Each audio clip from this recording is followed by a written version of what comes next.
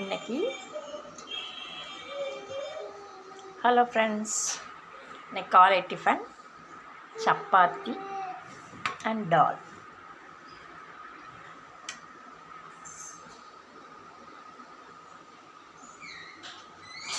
இந்த டால் செய்வது எப்படி? சாதாரண ரேஷன் கடை பருப்பில் தான் பண்ணியிருக்கேன். சிறு பருப்புலேயும் பண்ணலாம்.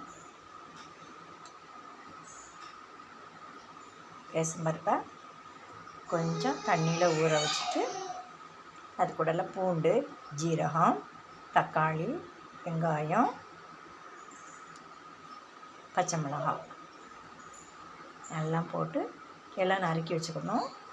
அப்புறம் இந்த பருப்பு நல்ல 2-5 நிமிஷம் கொதித்த உடனே எடுத்து குக்கரில் வச்சு ஒரு விசில் விட்டால் போதும். நல்லா பருப்பு நல்லா குழஞ்சிரும். அதுக்கப்புறம்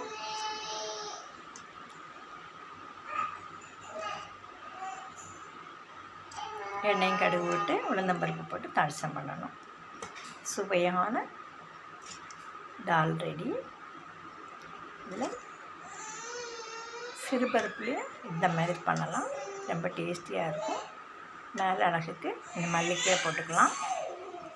நீங்கள் செய்து பாருங்கள். இன்றைக்கி காலை டிஃபன் சப்பாத்தி டால்.